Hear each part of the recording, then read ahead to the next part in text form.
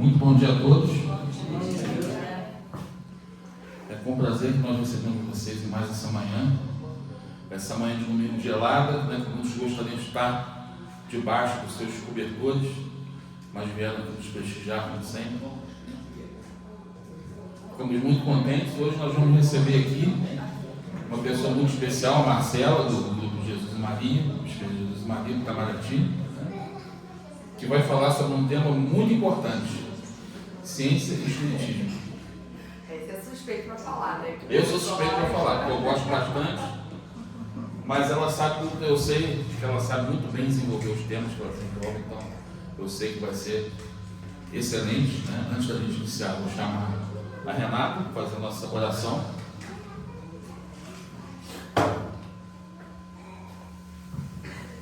Bom dia, irmãos. Bom dia. Uma alegria muito grande, né? A gente começar nosso domingo aqui na Casa Espírita, envolvido pelas bênçãos da espiritualidade, os benfeitores de geral. Então vamos orar. Agradecer a Jesus, a espiritualidade superior, os benfeitores amigos, que desde o momento que a gente pensa em casa, em estar aqui, eles já estão nos envolvendo, já estão nos intuindo, já estão acalmando o nosso coração.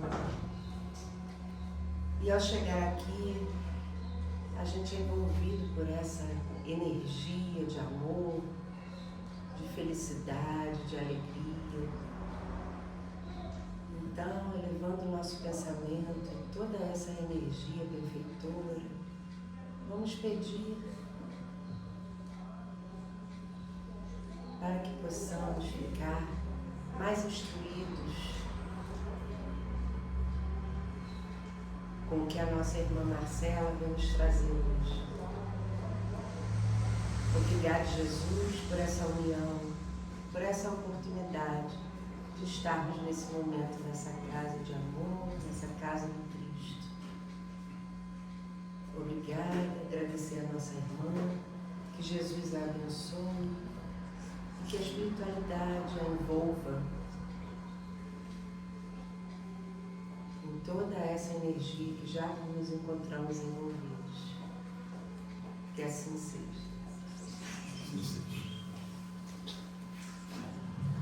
Bom, casa sua, aconteceu, você tem até meia-noite. Se antecipar, a gente agradece. Bom dia, gente. Tudo bem? Bom dia. Olha, é sempre com muita alegria, sem nenhum exagero, que eu vejo essa casa tão querida, tão especial, cordial, que a gente considera como se fosse uma casa irmã do Jesus e Maria. Há muitos anos a gente tem uma amizade muito bonita. E para hoje, eu trouxe um tema, e até quando eu comentei com o Robert, eu adoro, eu já estudei muito sobre isso. Eu falei, calma, que eu ainda estou no início. E, na verdade, o que acontece, né? A gente tem lidado com um mundo tecnológico nas últimas décadas que até assusta a gente, né? E às vezes eu fico me perguntando se nós estamos sabendo lidar com essa tecnologia da melhor forma possível. Porque, assim, falando um pouquinho aqui, já deixo claro, gente, quem quiser participar, conversar, falar qualquer coisa, fiquem à vontade, por favor. Eu gosto de uma conversa, eu não gosto de ficar aqui falando sozinha. Então, né, eu acho que enriquece. Democracia. Eu acho legal. E é por isso também que eu gosto de vir aqui, porque o pessoal é participativo. Então, pois bem, a gente vai falar de ciência, mas antes eu quero falar da tecnologia, que eu acho importante, né? Eu nasci nos anos 90 e eu acho que eu fui uma das últimas gerações que realmente brincou. De criança que ia pra rua, que se sujava e que tinha aquela essência de criança mesmo, sabe? A gente não ficava preso numa tela. E eu peguei alguns avanços importantes, que eu lembro com muito carinho, porque na época era mais um tom de brincadeira, a gente ia aprendendo o computador, nossa, na escola tinha computador, aí a gente, né, ia para a escola, tinha aula de informática. Eu me lembro que a gente salvava as informações num disquete, eu não sei se todos vocês se lembram. Eu lembro. Que se eu não me engano, pois é, a gente usou muito. Ele armazenava 2 megas. 1,44. Menos de 2 megas. Olha, tá vendo? Eu estou aqui com o especialista, então é bom, porque eu falo de memória 1,44 megas. Que hoje em dia, acho que nenhuma foto conseguiria. Olha que absurdo! Eu me lembro também que os momentos importantes, né? Existia uma máquina fotográfica que a minha família não tinha, então a gente arrumava emprestado com alguém, né? E você tinha uma quantidade limitada de fotos, né? Eram 12, 24, 36 poses. E era engraçado porque tinha toda aquela expectativa na hora de revelar as fotos. E quando chegava, vinham imagens meio macabras. A minha mãe, por exemplo, ela adorava tirar foto da careca das pessoas.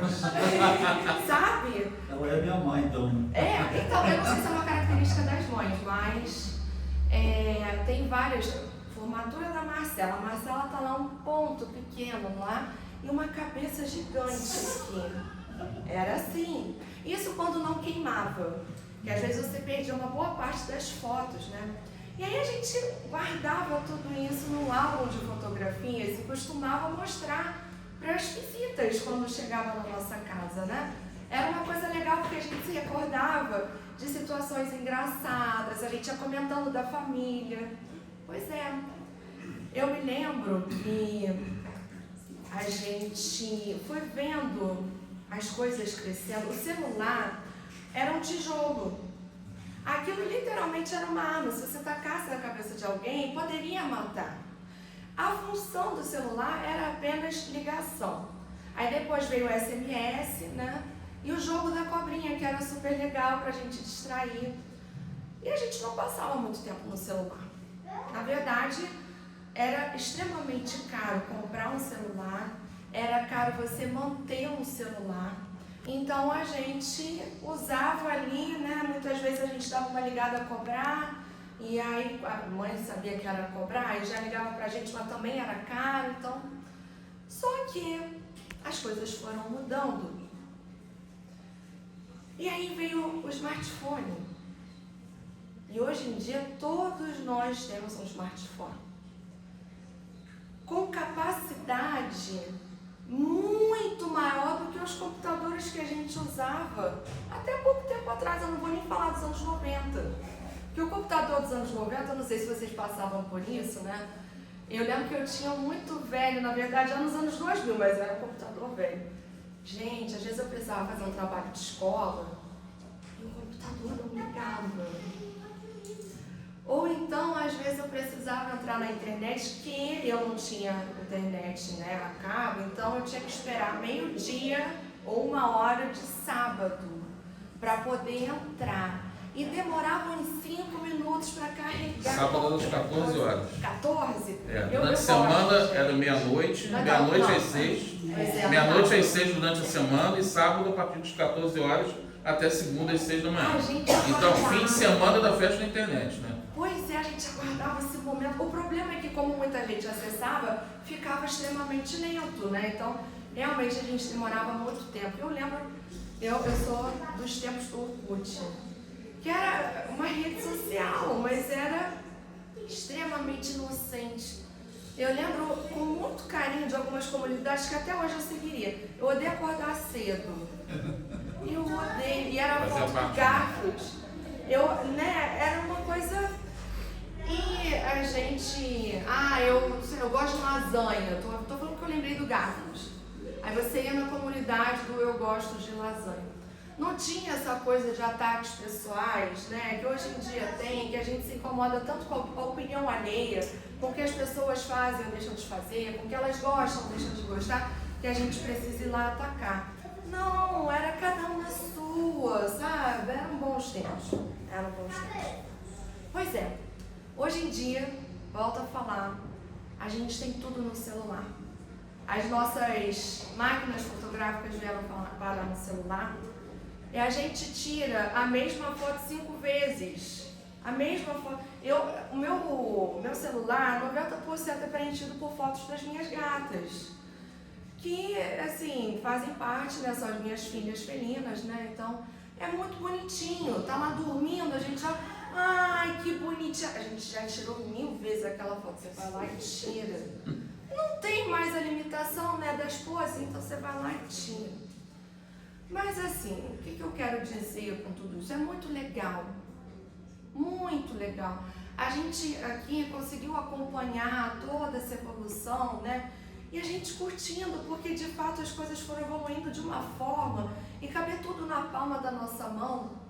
Mas a gente, ao mesmo tempo, foi perdendo aquele valor que a gente tinha de, por exemplo, imprimir a foto.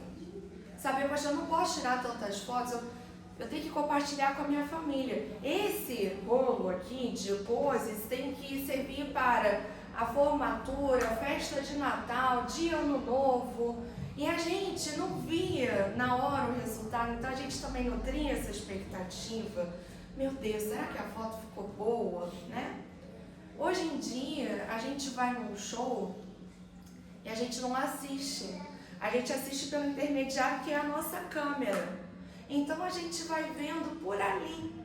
A gente se limita a uma telinha desse tamaninho. E muitas vezes a gente está andando pela rua e a gente não olha ao nosso redor. Esse dia é frio, porém bonito, né? Tá um solzinho gostoso, daqui a pouco vai ficar um pouquinho mais quentinho. Quantas vezes a gente anda assim na rua e a gente não olha, não olha. E aí, indo um pouquinho além, né, desse uso ruim da tecnologia, como eu estava comentando, hoje a gente tem redes sociais mais avançadas que nos permitem uma comunicação muito mais direta com pessoas do mundo inteiro. Mas será que a gente tem usado essa tecnologia para nos unirmos às pessoas? Ou a gente ataca e afasta e machuca? A gente vê tantas situações negativas, né? O bullying agora também foi para o virtual. A violência também foi para o virtual. E isso tudo eu acho muito preocupante. Porque como foi tudo muito rápido, mas ao mesmo tempo fluido, eu não sei se às vezes a gente consegue parar para pensar nisso. Porque tudo ficou muito normalizado. Então acho que isso é um ponto importante para a gente levantar hoje. Já que a gente vai falar de ciência, a gente falar também de tecnologia, né? Como que nós temos usado? Na minha época de escola, eu tinha que ir na biblioteca para fazer qualquer pesquisa. E aí tinha várias prateleiras com livros. E aí a moça da biblioteca, sempre muito simpática, pegava todos os livros do tema, mostrava. Aí a gente ia no moço da Xerox. Envolvia muitas pessoas nessa pesquisa. E a gente, na minha época, as professoras mandavam que ainda fosse na mão. Então a gente pegava o papel ao maço. Mesmo que fosse copiando de certa forma, você estava olhando o que você estava escrevendo e você estava aprendendo um pouquinho com aquilo. Hoje, a gente não se dá o trabalho de nada porque tem um Ctrl+C, Ctrl+V, né? Então, oi? E o ChatGPT? Eu ia chegar nesse ponto. Que até algum tempinho atrás a gente ainda precisava pelo menos pesquisar.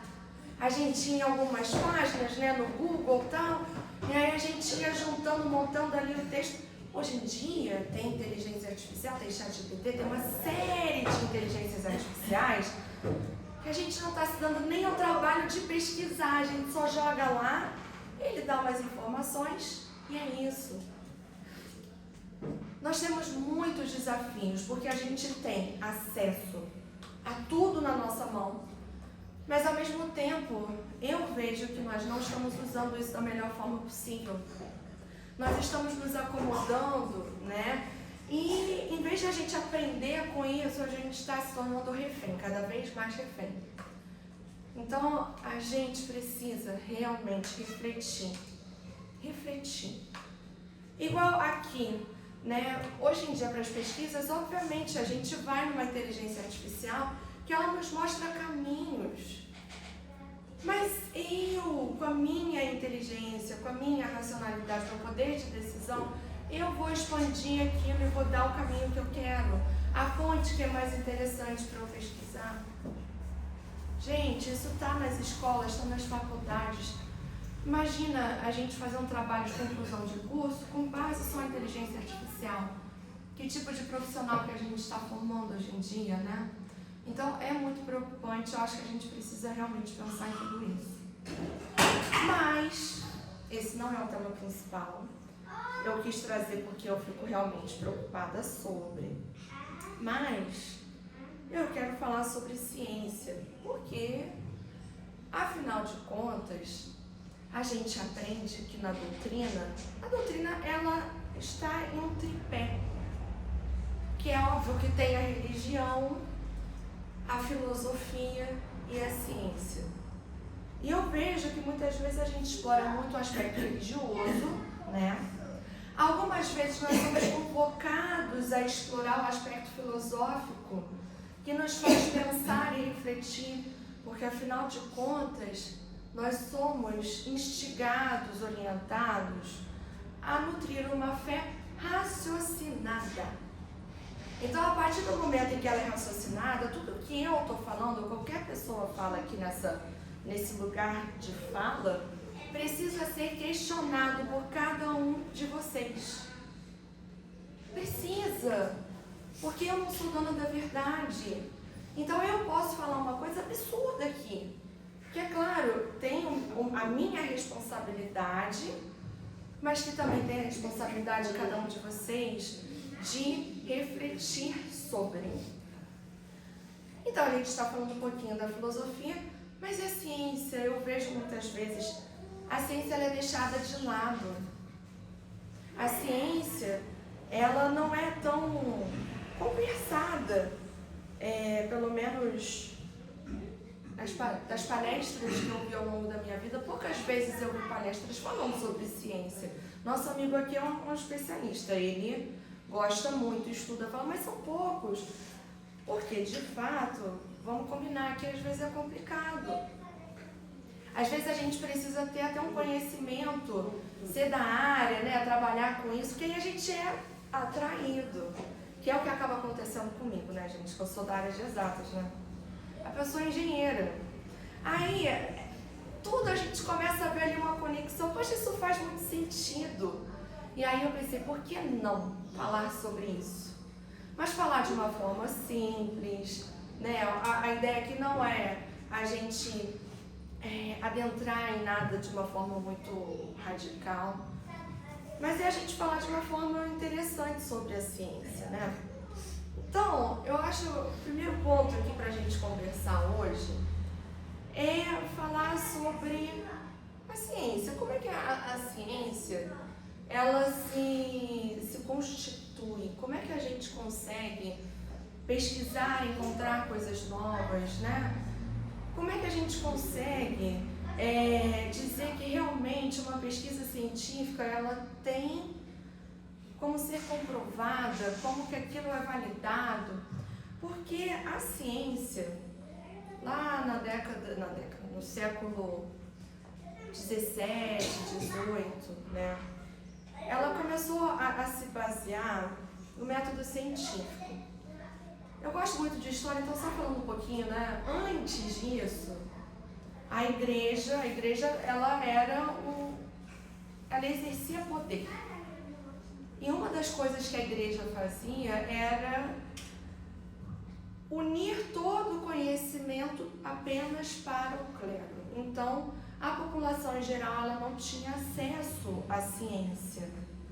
E se alguém contestasse alguma coisa que era dita pela igreja, que era uma regra, uma lei, o que fosse, essa pessoa era considerada louca, era um bruxo e era perseguida, às vezes até morta. Eu acho importante falar isso, porque graças a Deus as coisas mudaram, mas a história teve esses momentos meio negros, né?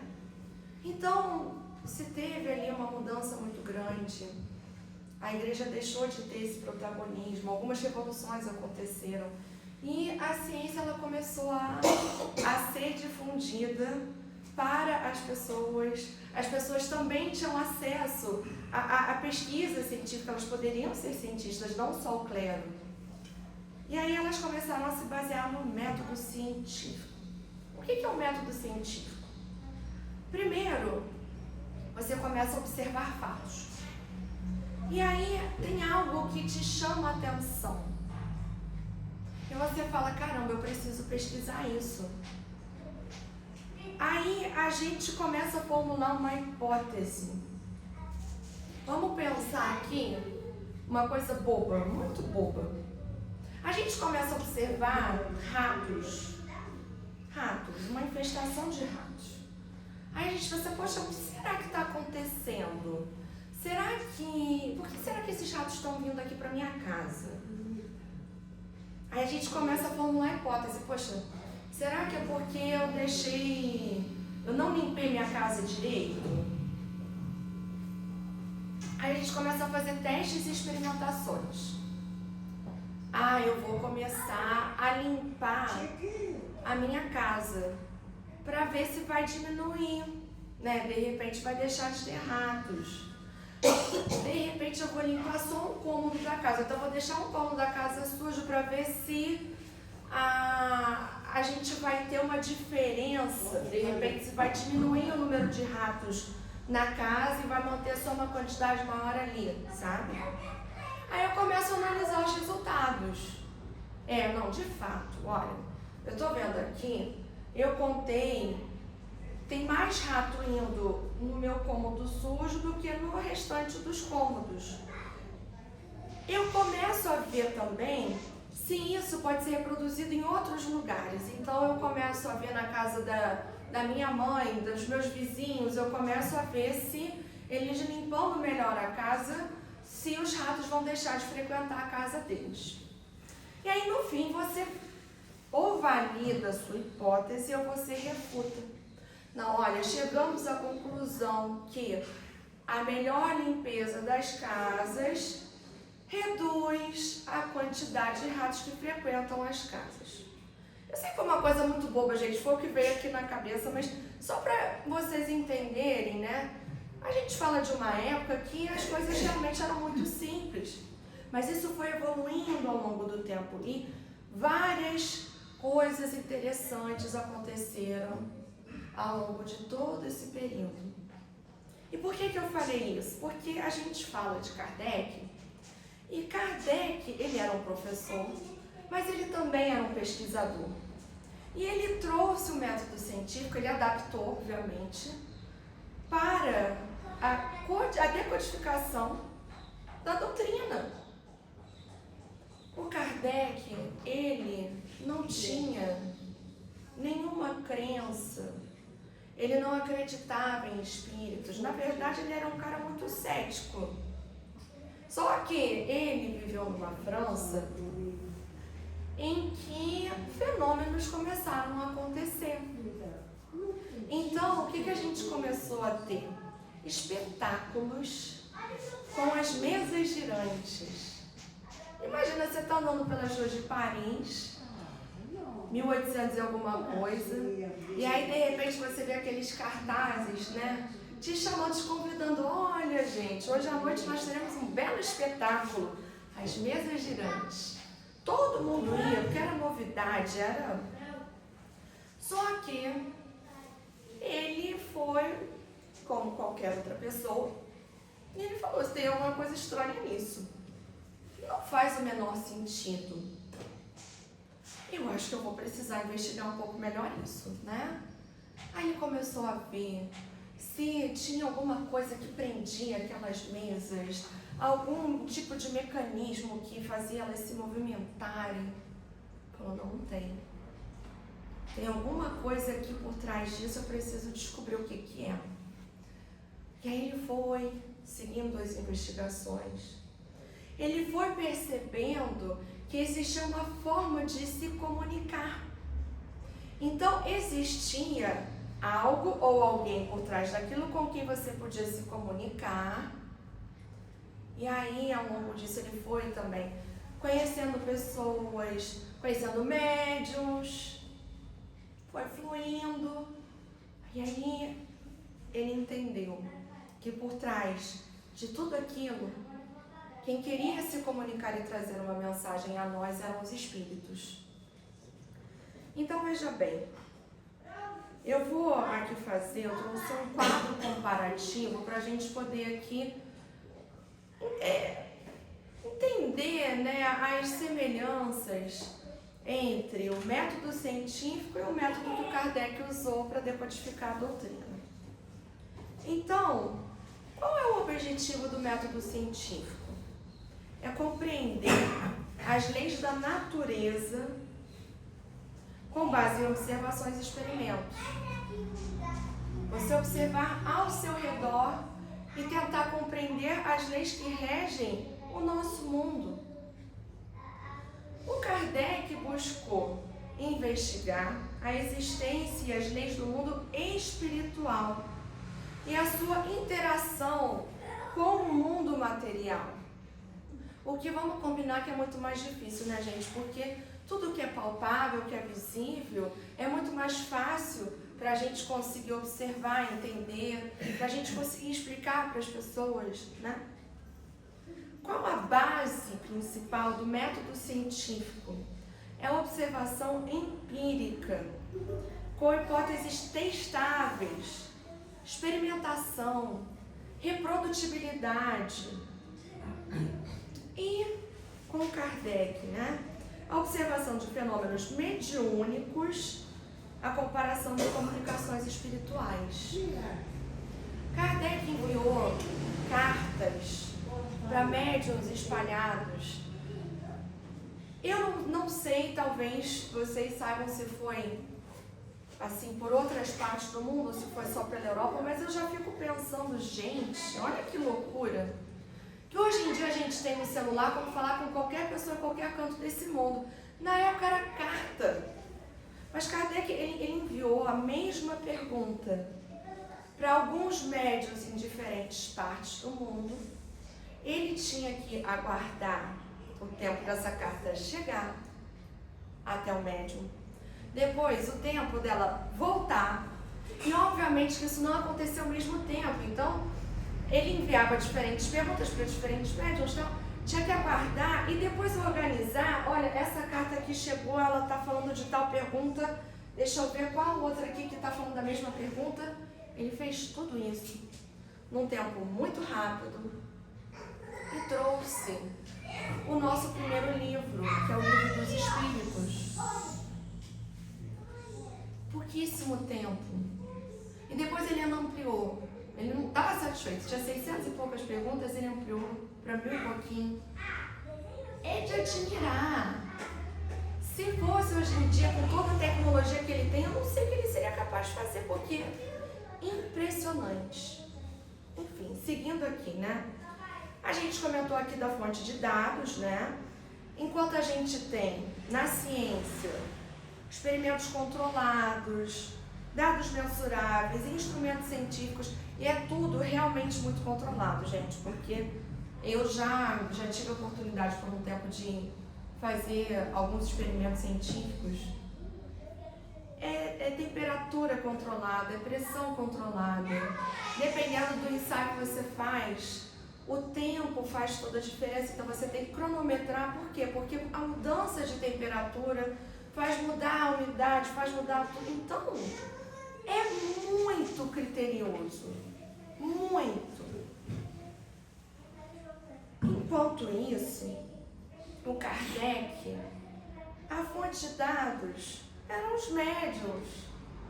Eram reuniões na época que já começaram a acontecer, não de uma forma tão organizada, ainda era tudo muito inicial, muito pequeno, muito, né?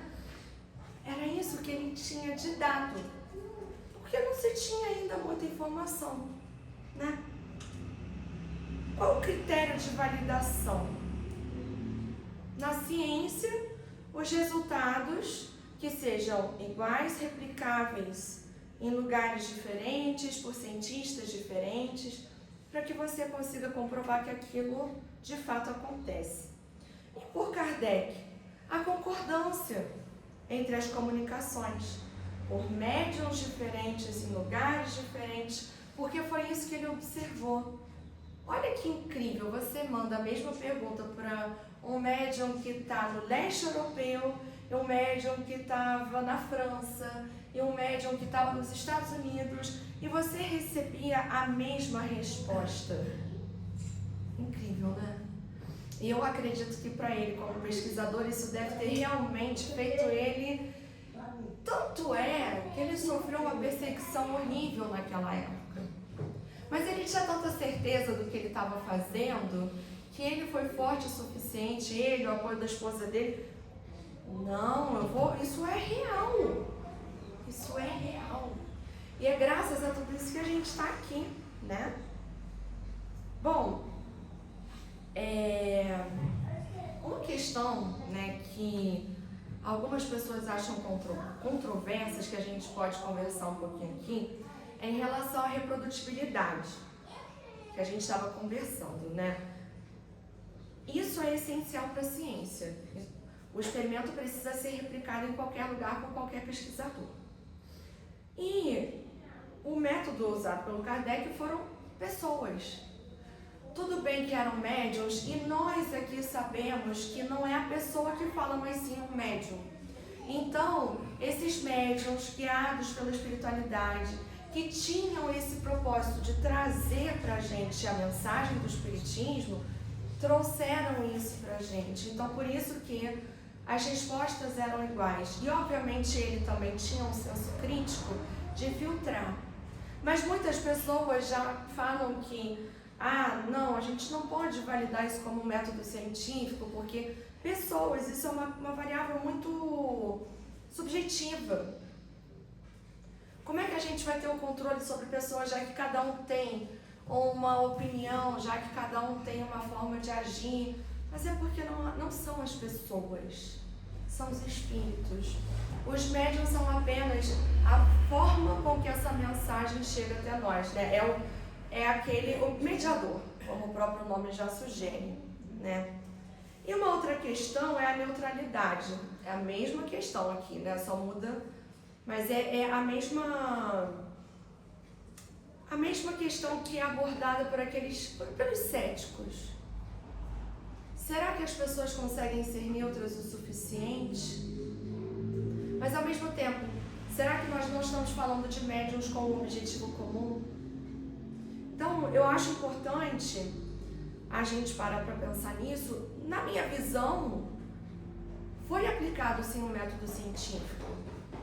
E a ciência, ela foi não só usada para trazer a mensagem, o espiritismo para nós, como também em vários assuntos que o Kardec abordou ao longo do Pentateuco. Então eu trouxe aqui algumas semelhanças entre as leis físicas e as leis espirituais. E eu já observava algumas delas, eu já ficava, gente, isso é muito legal. E aqui só algumas leis físicas mesmo, gente, porque se eu for falar, por exemplo, de biologia, aliás, a gente acaba falando, mas se a gente for falar de tudo, a gente vai ficar aqui até meia-noite mesmo. A primeira, que é a que eu mais sinto, que eu mais me lembro, é a lei de causa e efeito. Não sei se vocês se lembram na época das aulas de física, da lei de ação e reação. Vocês se lembram disso? Terceira lei de Newton. Exatamente, eu vou ler aqui, porque eu tenho que ter tudo anotado, gente, a memória da pessoa já não... Aí a gente usa a tecnologia para ajudar, tá vendo? A terceira lei de Newton estabelece que toda ação gera uma reação de mesma intensidade e sentido oposto. Então, vamos supor que eu usei o mesmo exemplo a primeira vez que eu fiz essa palestra. Eu achei tão engraçado que eu guardei isso, porque veio na hora.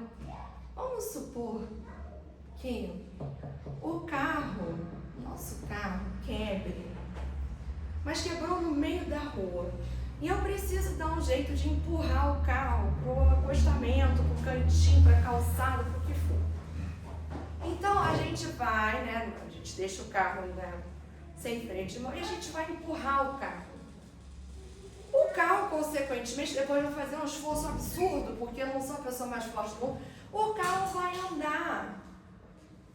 Lei de ação e reação. Eu apliquei uma força no carro, o carro ele vai andar. E eu espero que tenha uma pessoa ali no volante para poder conduzir o carro e parar no lugar que eu preciso. A pessoa, quando freia o carro ele vai frear. Porque existem mecanismos dentro do carro que vão fazer com que as rodas do meu carro parem. Elas vão parando ao longo do tempo. É fantástico isso, gente. E a gente usa isso para muita coisa. Vários cálculos. Só que, será que a gente não vê semelhança com a doutrina? A gente vê.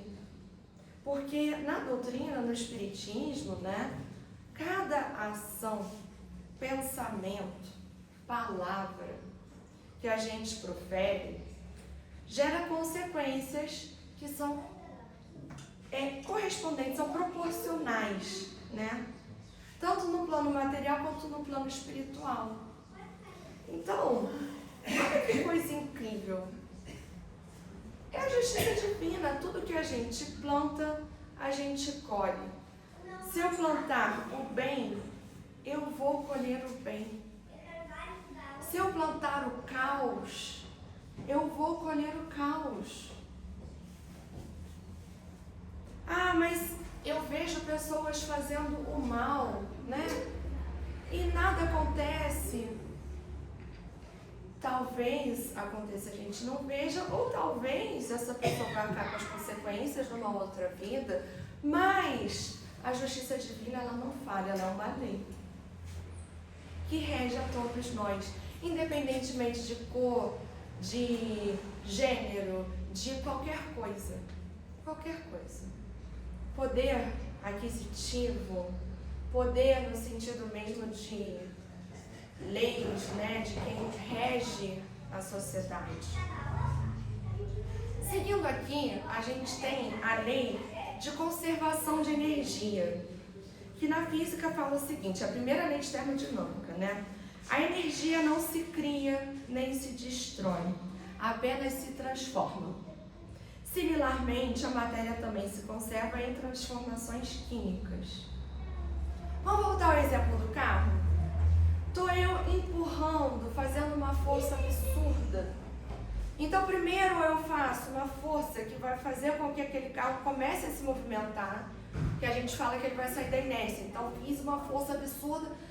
Vocês percebem que depois fica mais fácil de movimentar esse carro, porque eu consegui vencer a inércia.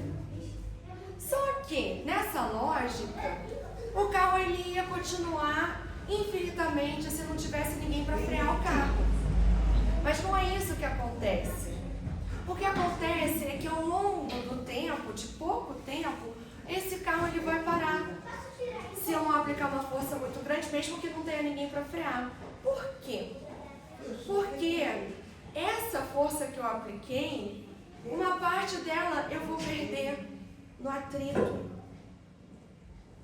E isso tem a ver com essa lei que eu li agora. Nada se perde, mas se transforma. Da mesma forma, né, eu lembro que eu comentei, a gente tem tantas maneiras, né, de prover energia, que nós somos consumidores de energia elétrica e nós a gente precisa, mas como que a gente vai gerar energia elétrica? Ora, nós vivemos em um país que tem infinitas possibilidades de nos ajudar com isso. Por exemplo, as águas. A energia das águas é utilizada para nos fornecer a energia elétrica através de turbinas que rodam. Ah, mas uma parte a gente perde, vira calor, então tem que ter um resfriamento. Mas sim, acontece. Então, né, conforme a gente vai aprendendo as leis, a gente vai entendendo como que o nosso mundo funciona.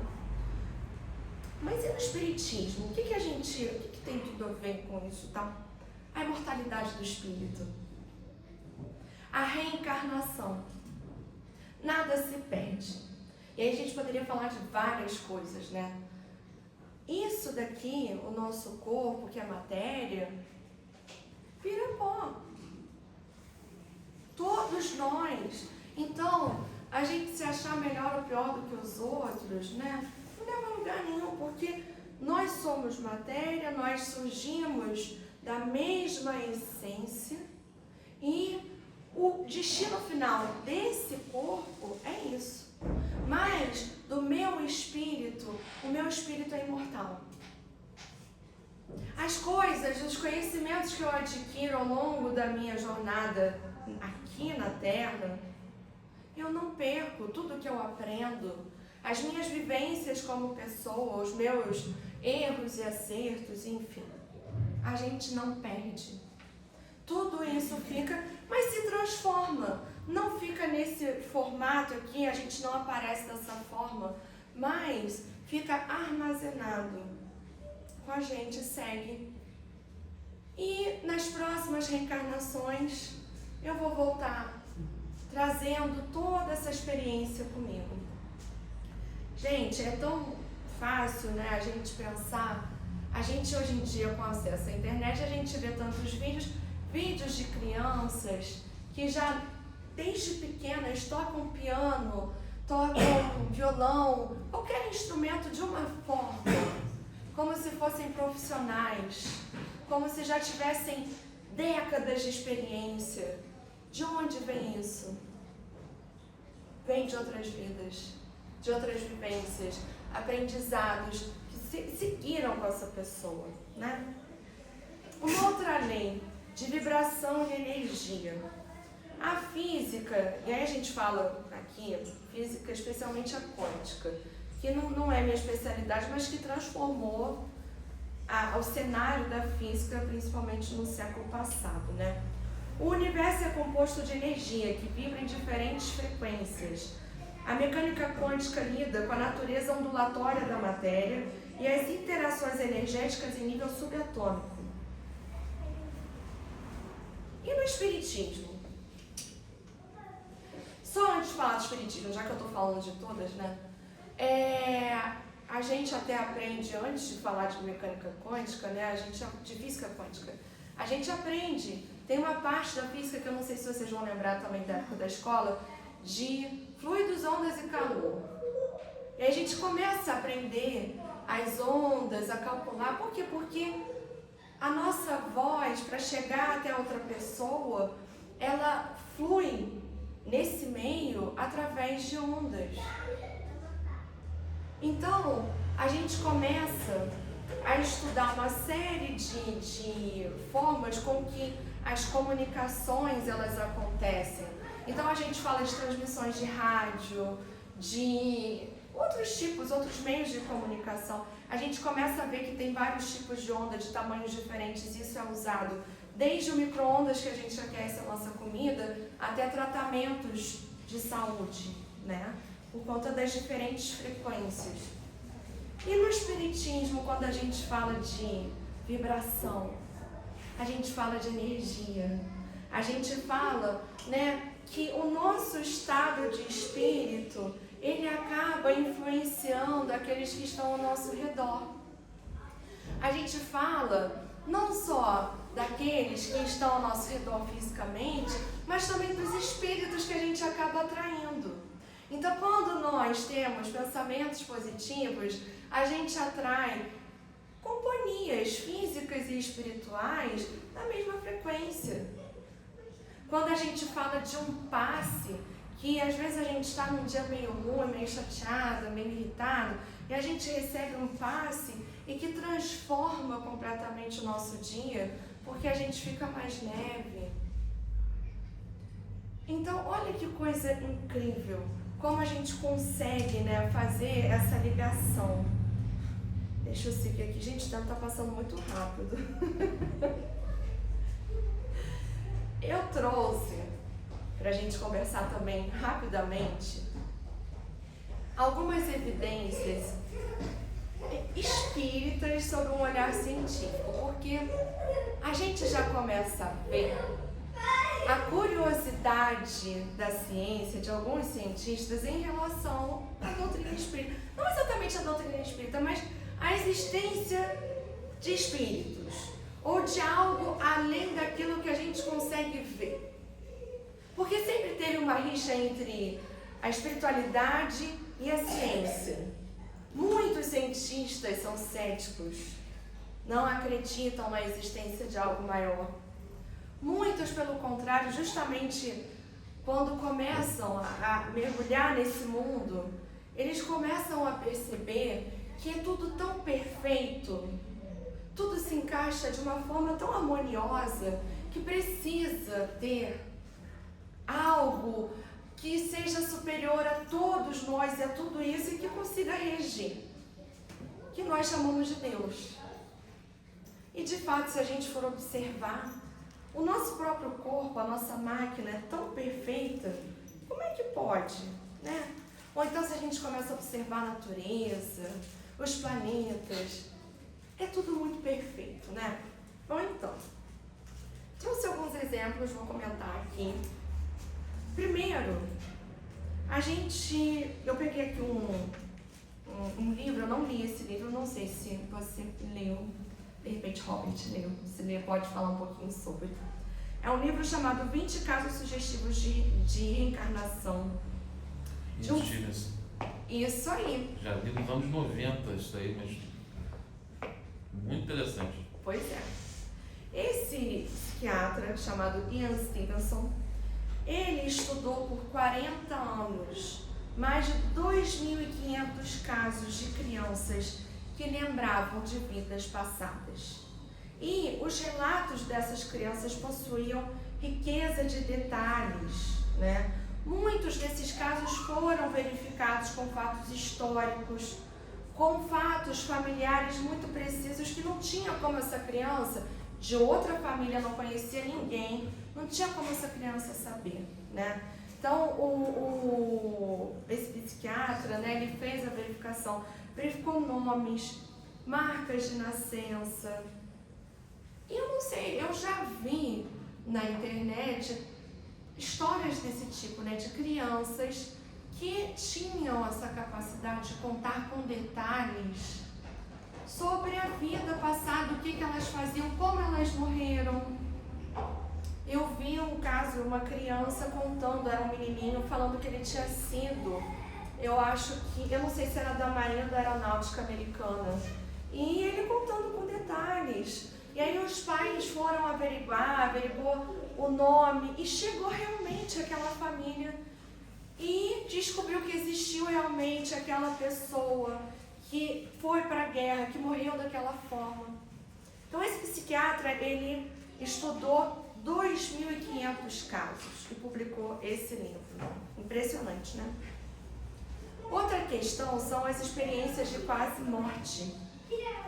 Alguns pesquisadores, eu trago 2 aqui, mas obviamente isso é uma coisa que chama muitos, né? Depois eu vou falar de um outro no Brasil, mas lá nos Estados Unidos, o doutor, eu não sei se eu vou falar o nome direito, gente, Sam Parnia e doutor Pim Van Lommel.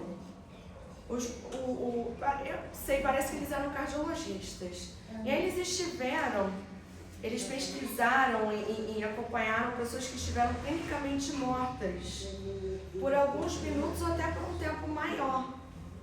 Mas essas pessoas voltaram com memórias bem vívidas de experiências extracorpóreas. Então, por exemplo, falando de túneis de luz, encontros com entes queridos. E olha que coisa, pessoas cegas desde o nascimento, ou seja, nunca tiveram a experiência, não sabiam nem como era enxergar alguém, elas relatavam visões nítidas durante esses acontecimentos. Então, teve até um estudo do Dr. Sam Parnia, ele liderou um maior estudo com pacientes em parada cardíaca em hospitais. E alguns relataram percepções verificáveis do ambiente clínico, mesmo com atividade cerebral nula. O que isso significa? todos os nossos sentidos, eles passam pelo nosso cérebro, que decodifica isso e nos traz as informações.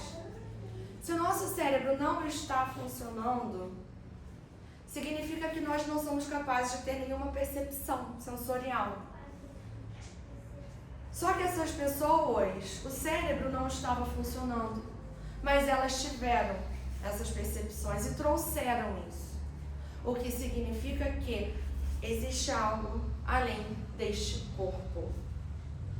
Aqui no Brasil, em 2024, o advogado, professor e escritor Joseval Carneiro lançou o livro 10 provas científicas da vida após a morte.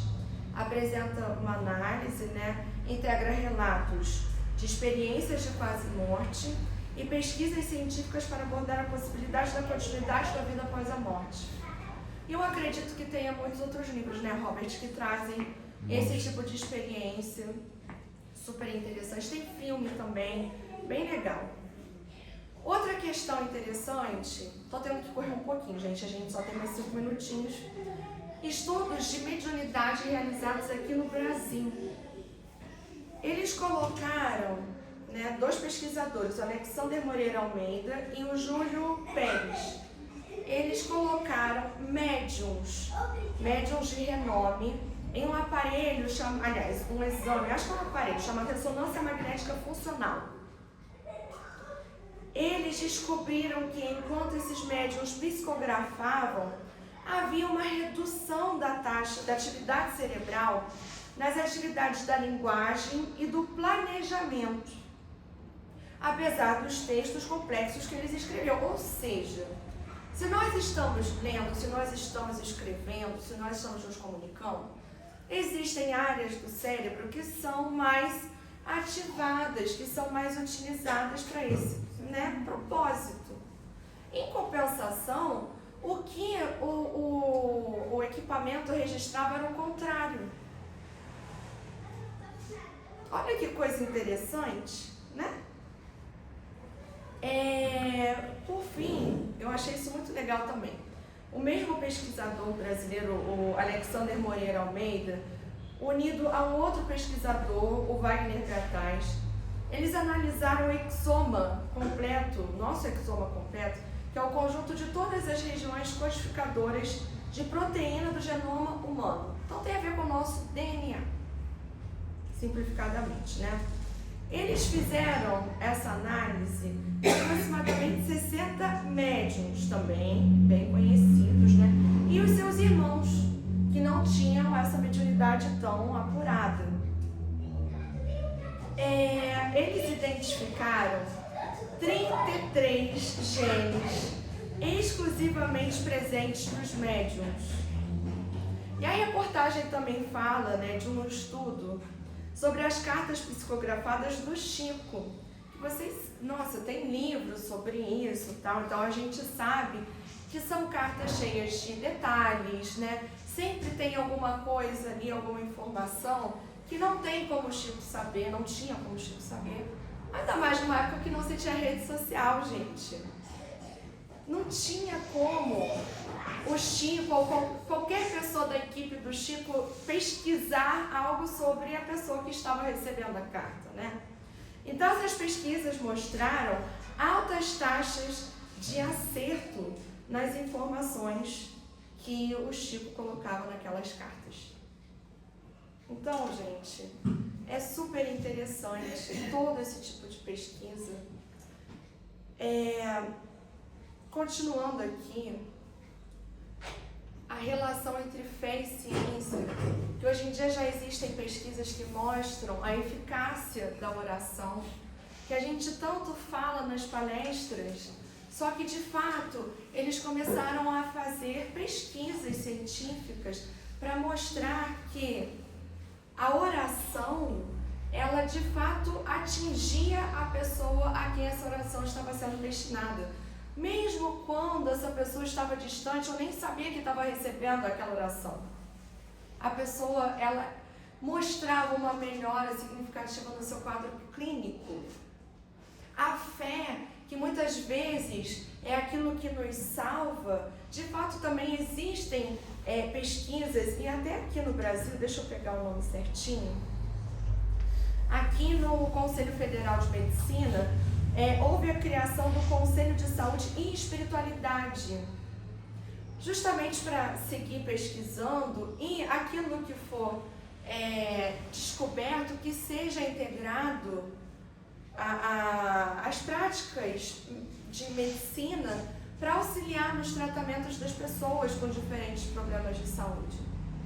Então, a gente já vê que essa polêmica, ela que segue existindo e vai continuar existindo por muito tempo, a gente já começa a ver um caminho se estreitando. E as pessoas começando a perceber a importância de se nutrir uma fé, independente da religião, mas que infelizmente a gente só busca quando a gente está nos nossos piores momentos, né? Como nos ajuda a vencer dificuldades e no dia a dia nos equilibrar, a nos mantermos, né, bem. E a gente viu aqui tantas coisas que relacionam a ciência ao espiritismo, e a gente vê como a doutrina, ela é uma doutrina que ela segue se atualizando, porque a gente vê esse boom tecnológico, a gente vê a ciência avançando. E Kardec, não sei se todos vão lembrar, ele fala o seguinte: se a ciência demonstrar que estamos em erro sobre um ponto qualquer da doutrina, devemos abandonar esse ponto e seguir a ciência.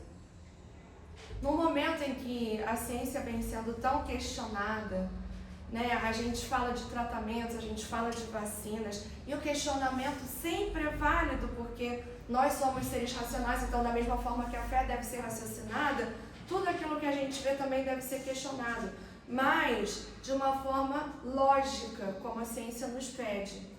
Que a gente tenha essa habilidade de seguir com a doutrina, entendendo que ela sempre será uma doutrina muito próxima, muito atual daquilo que a gente vive. E se tiver alguma coisa que não faça sentido em uma obra que a gente leia, né, que a gente possa utilizar a nossa fé raciocinada como instrumento que nos foi dado para seguir com a doutrina da forma correta, sem distorções ou coisas do tipo. Então, era isso que eu queria trazer hoje. Eu espero que vocês tenham gostado, aprendido algo. Obrigada pela paciência, pelo carinho de sempre. Obrigado. Que agradeço.